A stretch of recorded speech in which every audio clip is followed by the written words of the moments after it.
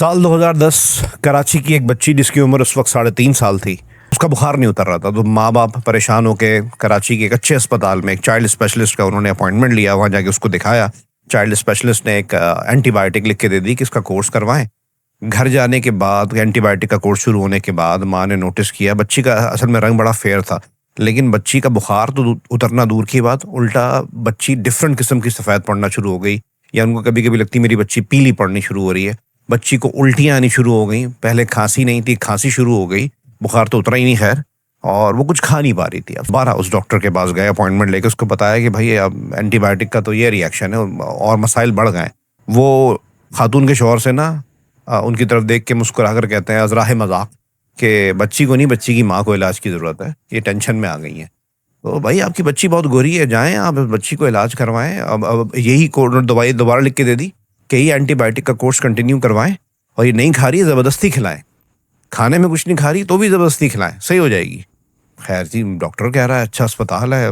घर गए, दूसरी बॉटल भी एंटीबायोटिक की ख़त्म हो गई, और 1-1.5 हफ्ते में बच्ची की तबीयत और सिवियर हो गई। वो फिर सेकंड ओपिनियन के लिए एक लेडी डॉक्टर थी, बड़ी मशहूर डॉक्टर थी उस वक्त। उनका अपॉइंटमेंट अगर लेना होता तो बच्चों के लिए तो महीने महीने बाद का मिलता था। रमज़ान थे 2010 के शायद।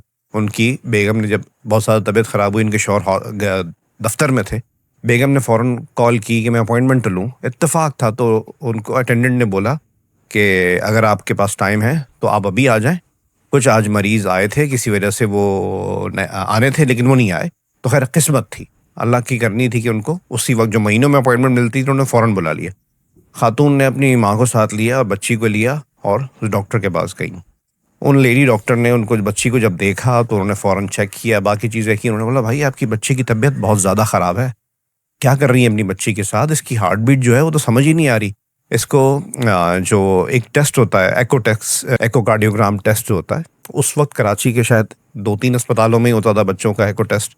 तो आप फलाने अस्पताल ही जाएं। कह रही हमने पहले वहीं तो दिखाया था। कह रहे जी आप वहाँ जाएं और वहाँ इस बच्ची का एको टेस्ट करवाएं। खैर जी, वो उन्होंने अपने शौहर को वहाँ से निकल के फ़ोन किया कि वो जैसे ऐसे कह रही हैं। शौहर ने बोला बच्ची स्टेबल है, चल फिर सकती है। कह रही हाँ चल फिर रही है, लेकिन डॉक्टर कह रही है इसकी बहुत तबीयत ख़राब है, इसको कुछ भी हो सकता है। शौहर ने बोला कि चलो तुम उस अस्पताल पहुँचो, प्रोसीजर वगैरह करवाओ, एको वगैरह का जो भी मामला है, और मैं पहुँच रहा हूँ। पीछे से उनके शौहर ने अपने एक रिश्तेदार को बोला कि यार जब तक मैं नहीं पहुँच पा रहा दफ्तर से, तुम पहुँच जाओ उस अस्पताल में जहाँ एको होना है।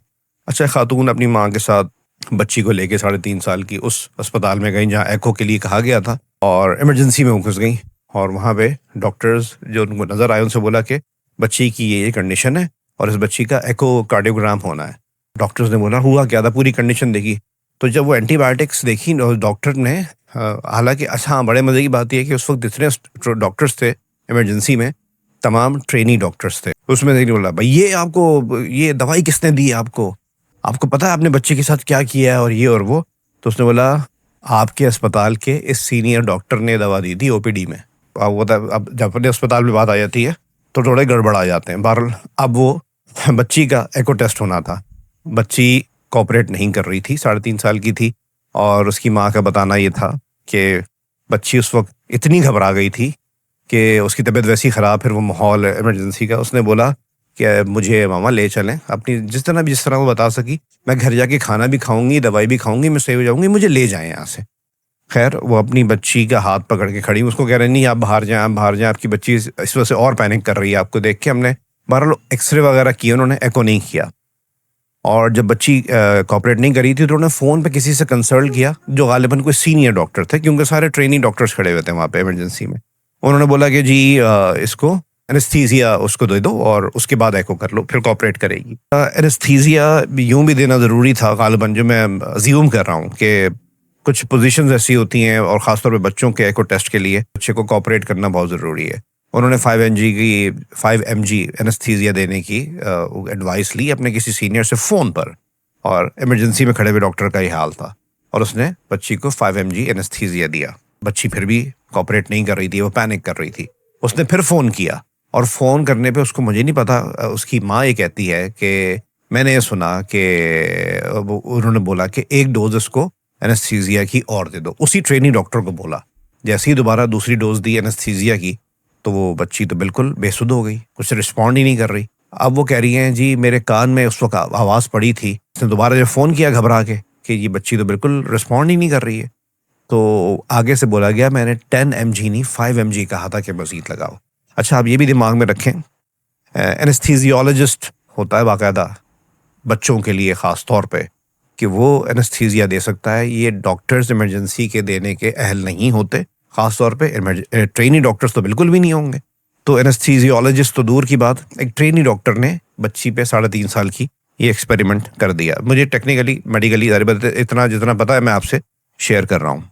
अच्छा बच्ची आप देखें रिस्पॉन्ड नहीं कर रही है। अब वो ट्रेनी डॉक्टर्स हैं वो कुछ समझ गए होंगे, उन्होंने बच्ची की माँ को बोला आप बाहर जाएं, आप भी पैनिक कर रही हैं, आप भी पैनिक कर रही हैं और आपकी वजह से हमारे साथ आप इमरजेंसी में ऐसे अलाउ नहीं है। माँ ने बोला मैं तो अपनी बच्ची को नहीं छोड़ूंगी और ये तो इसको हुआ क्या है। खैर वो किसी तरीके से बाहर निकाल दिया। अच्छा उसकी माँ को जब बाहर निकाला तो पीछे पीछे वहीं एक डॉक्टर कोने में खड़ी हुई सारी सिचुएशन देख रही थी, वो किसी और को अटेंड कर रही थी असल में। वो इनके पास बाहर आई, कह रही है आपकी बच्ची को कोई वायरल इन्फेक्शन हुआ है, ये जो दवाई दी गई है ये गलत दी गई है, जिसकी वजह से आपकी बच्ची में जो रिएक्शन हुआ है उसके खून में इन्फेक्शन हुआ है, इन्फेक्शन की वजह से इसके जो हार्ट के मसल्स या टिश्यूज़ हैं वो इतने ब्रॉड उतने ज़्यादा फूल गए हैं कि इस बच्ची की हार्ट बीट का मसला हुआ है। और अब ये एको टेस्ट वगैरह तो नहीं हो सका, उल्टा इसके साथ जो भी मसाइल हुए हैं आप एक काम करें किसी तरीके से ब्लड अरेंज करें। तो बच्ची का ब्लड ग्रुप क्या है, इसमें बी पॉजिटिव ब्लड ग्रुप है, ब्लड अरेंज करें, ब्लड तो हो जाएगा।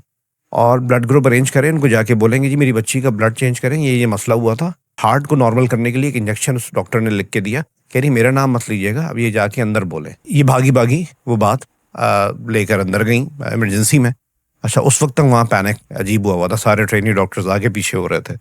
अच्छा वो कह रहे हैं जी जल्द से जल्द बच्ची को आईसीयू शिफ्ट करना है, आप जल्दी से यहाँ से डिस्चार्ज फॉर्म लें। यहाँ पे जो पीआईसीयू है पीडियाट्रिक इंटेंसिव केयर यूनिट वो अवेलेबल नहीं है, यानी कि बच्चों का जो इंटेंसिव केयर यूनिट होता है। उन्होंने कहा इतना बड़ा हॉस्पिटल और आप कह रहे हैं कि जी यहाँ के जो बच्चों का आईसीयू है उसमें स्पेस नहीं है। कह रहे हैं जी इस वक्त फुल है पूरा और हम अभी आपको फैसिलिटेट नहीं कर सकते, हमारी टीम में से 1-2 लोग जाएंगे आपके साथ एम्बुलेंस में, इसको फलाने हॉस्पिटल आप ले जाएं, वहाँ पे अरेंज हो चुका है आईसीयू, बच्चे के एक बेड हो चुका है और आप वहाँ पे जाके इसको फौरन ले जाएं, टाइम नहीं है, जल्दी से डिस्चार्ज करवाएं।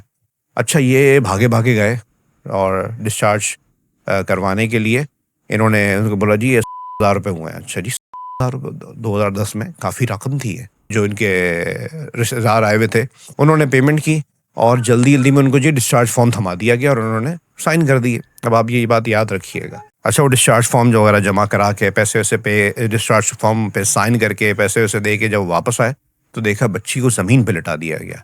वो उसकी माँ चीखी, भाई हम पैसे देकर आ रहे हैं, यहाँ पे ट्रीटमेंट हुआ, आपने बच्ची को ज़मीन। कह रहे हैं जी ज़मीन पे नहीं लिटाया, ये तो हम जल्द से जल्द इसको लेकर जाएं, हमने स्ट्रेचर पे लिटाया। वो स्ट्रेचर की टांगे असल में नहीं खोली गई थी, उसको नीचे से व्हील नहीं खोले गए थे, तो ज़मीन पे स्ट्रेचर पड़ा था। उस बच्ची को इतने पैनिक हो गए थे ट्रेनी डॉक्टर्स कि उस पर स्ट्रेचर पे डाल दिया। इतनी देर में उन्होंने देखा कि एक कोई सीनियर डॉक्टर किस्म की चीज़ चलती हुई आ रही है। जो माँ थी इस बच्ची की, 3.5 साल की बच्ची की माँ जो थी, वो उस डॉक्टर से बोला कि जी मेरी बच्ची के साथ यहाँ पे आप लोगों ने किया क्या। कह रहे जी आपके बच्ची की जो भी ट्रीटमेंट हुई है ये सारे जो मेरे ये स्टूडेंट्स हैं और ये मैं अंदर रूम में था, मैं सब मॉनिटर कर रहा था। कह रहे हैं जी आपने इतना पैसा हमसे चार्ज किया, अभी ये कह रहे हैं यहाँ पे आईसीयू अवेलेबल नहीं है, फिर हमें फलानी जगह पे आईसीयू इन्होंने अरेंज कर दिया, तो आपको इतनी जहमत नहीं हुई कि इस बीच में आप उठकर आ जाते। बच्ची बेसुध हुई पड़ी है। वहाँ से लेके जी वो एम्बुलेंस में, अच्छा इनके 2 लोग भी साथ, 2 या 3, 1 या 2 लोग इस हॉस्पिटल के इस बच्ची के साथ एम्बुलेंस में गए और फिर इसको एक दूसरे अस्पताल में लेकर गए जहाँ बकौल उनके कि जी इंटेंसिव केयर यूनिट अवेलेबल है। और बीच में वो जो एम्बुलेंस बैग के ज़रिए उसको बच्ची को ऑक्सीजन दिए जा रहे थे। जैसे ही गए वहाँ पे उन्होंने बच्ची को आईसीयू में वहाँ हवाले किया है, कुछ जो बेसिक डॉक्यूमेंटेशन या जो भी मामलात होते हैं वो करके वो दोनों गायब। अब वहाँ पे जब डॉक्टर आए आईसीयू में, उन्होंने तो बच्ची को फौरन सीपीआर देना शुरू कर दिया। इन्होंने बोला कि भाई इतनी सी बच्ची है, बच्ची की पसलियाँ तोड़ेंगे, मतलब ये कर क्या रहे हैं आप इतनी। कह रहे हैं भाई इस बच्ची में तो जान ही नहीं है, इस बच्ची की तो सांस ही नहीं आ रही है, आपके साथ मतलब ये क्या ट्रीटमेंट किया उन्होंने।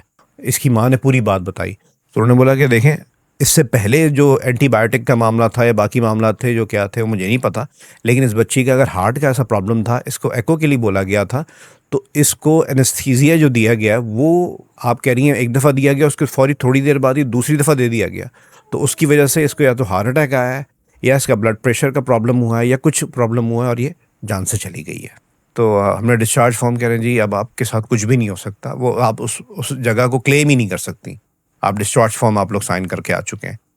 अब इमेजिन करें एक माँ जो अपनी बच्ची जो वैसे ही बीमार थी लेकिन अपने टांगों पर चलकर वो बच्ची आई थी सिर्फ एको टेस्ट के लिए, उसकी जान ले ली और उसके बाद उस बच्ची को इस तरह लावारिसों की तरह उसकी डेड बॉडी को ऑक्सीजन देते हुए एक दूसरी जगह भेज दिया गया। फिर वहाँ डॉक्टर ने सीपीआर की कोशिश की, ये वो सीपीआर के ज़रिए उसकी जान वापस लाने की कोशिश की, लेकिन कुछ हो नहीं सकता था। और आप कितनी होशियारी से डिस्चार्ज फॉर्म साइन करवा लिया गया। अब इसमें सबक क्या है? सबक सबसे पहली बात यह है कि जी खामोश ना रहा जाए।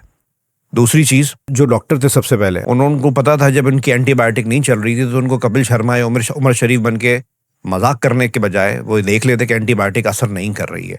मैंने जो थोड़ा बहुत इस चीज़ को सर्च किया है उसमें यह है कि जी खून में इन्फेक्शन की वजह से उसकी हार्ट के टिश्यूज और जो मसल्स थे वो वीक हुए। वो इस वजह से हुए कि जो बैक्टीरिया या जो वायरस जिसकी वजह से पहली बच्ची में बुखार हो रहा था वो ट्रीट ही नहीं हुआ, तो उसकी वजह से इन्फेक्शन गालिबन बढ़ा। सेप्सिस कहते हैं, ये डॉक्टर जो लोग होंगे उसको बेहतर समझ सकते हैं। कोई ब्लड स्ट्रीम इन्फेक्शन था जिसकी वजह से बात दिल तक चली गई।